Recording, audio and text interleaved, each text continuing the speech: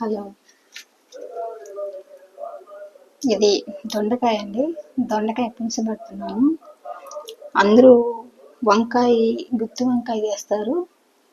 నేను వెరైటీగా ఉంటుందని దొండకాయ పులుసు పెడుతున్నాను.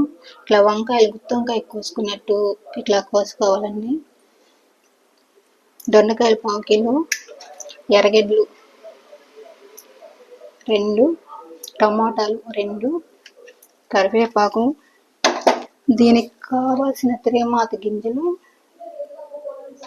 ఆవాలు, మెంతులు, జీలకర్ర, పచ్చెనగపప్పు, మినపప్పు. ముందు ఆయిల్ తీసుకోవాలండి.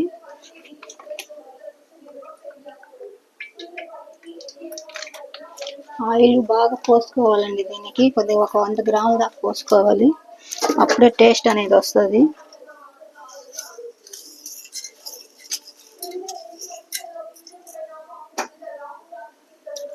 ఆవాలు వేసుకున్నాను.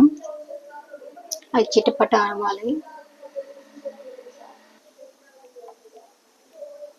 నూనె కాగిందండి. ఇప్పుడు ఆవాలు వేసుకొని ఇవన్నీ వేసేసుకోవాలి. తిరగమాత గింజలు అవి వేగిన తర్వాత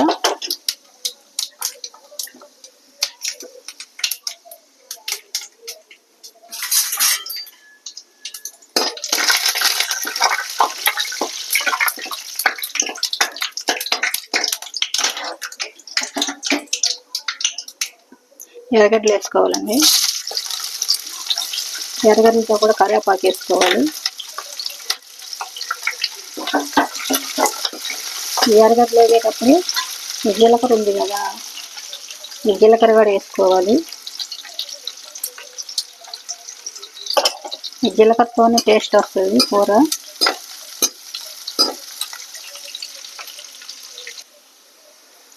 ఎర్రగడ్డలు అయితే మగ్గాయండి. ఇప్పుడు దొండకాయలు వేసుకోవాలి. ఈ దొండకాయలు బాగా నవనవన అంటున్నాయి కదా, ఈ నూనెలో వేసిన తర్వాత ఈ ఉడికినాయని మనకి ఎలా తెలుస్తుంది అంటే, ఇదంతా ఈ నవనవలాడేదంతా ముడుచుకోపోద్ది అన్నమాట. ఇలా ముడుచుకోపోయిన తర్వాత అప్పుడు ఉడికినట్టు మనకి లెక్క. అప్పుడు బాగా మగ్గనియాలండి. ఈ నూనెలోనే బాగా మగ్గాలి ఈ దొండకాయలు. లేదంటే పులుసు పోస్తే మళ్ళీ ఉడకదన్నమాట. అందుకని నూనెలోనే అది మగ్గించాలి. మగ్గాయండి. చూడండి బాగా మగ్గిపోయినాయి. ఈ మగ్గిన దాంట్లో ఈ టమాటా ముక్కలు కూడా వేసుకోవాలి. ఇవి కూడా బాగా మగ్గాలి.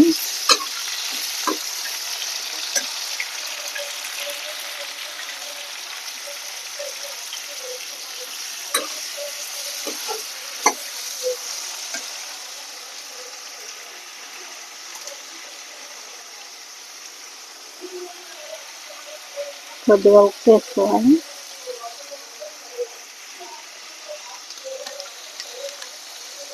పసుపు పొడి,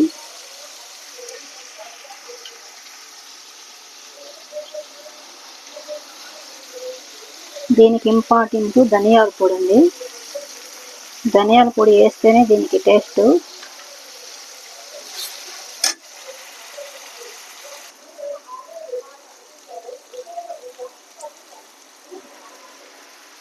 టమాటా కూడా బాగా మగ్గిందండి. ఇప్పుడు దీంట్లో 2 చెంచాలు మిరప్పొడి వేసుకున్నాము.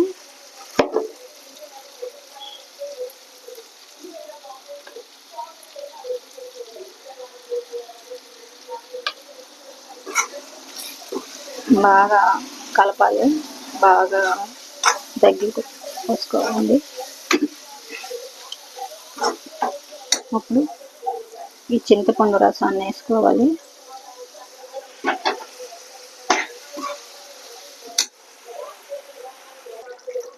కూర దగ్గరికి వచ్చేసిందండి, ఉడికిపోయింది.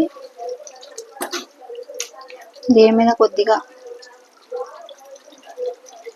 కొత్తిమీర చల్లుకొని కాసేపు మూత పెట్టేయాలండి.